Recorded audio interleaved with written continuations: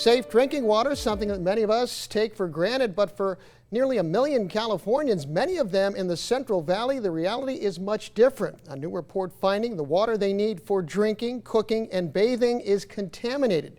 The issue, according to the state auditor, is that the board in charge of overseeing those water systems is acting too slowly in helping clean them up.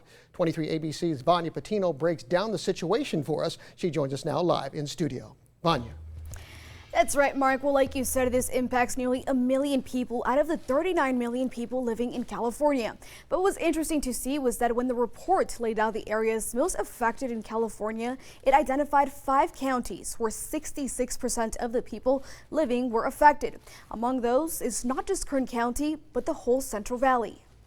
Almost 1 million people in California that don't have access to the safe, clean drinking water. So clearly that needs to change. But there is definitely a hotspot concentrated in the Central Valley. Those issues are related to drought, they're related to overpumping, they're related to industrial pollution and pollution from agriculture. And at times they're related to just naturally occurring contaminants like arsenic. Michael Claiborne with the Leadership Council for Justice and Accountability said they have been seeing contamination for years now. Nitrate contamination, arsenic contamination, uranium, 123 TCP. There's a long list of pollutants. The report lays out nearly 400 water systems facing these types of contaminations that are exceeding minimum containment levels for safe drinking water. There are severe health outcomes from liver and kidney damage to cancer that can come about as a result of bad drinking water. But the issue is not money. The audit team says the state has allocated $1.4 billion, but the application process to fix them is lengthy and confusing, taking on average 3 years to process. Now, the state has contracted people to help the communities with applications, but the state auditor says it's not happening fast enough. There's hundreds of these failing water systems. There's only 9 technical assistance providers.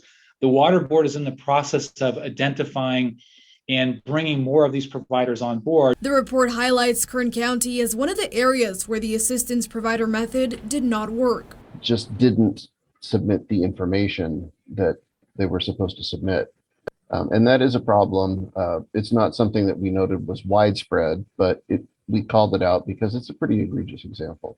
Now, the audit did give the state board a list of recommendations to fix this issue, with the main takeaway being finding ways to streamline the application process and get these systems fixed, among others. But because that will take time, local leaders can request water bottles for communities. It's not a great solution. It's kind of a Band-Aid, but it's something that can be implemented quickly.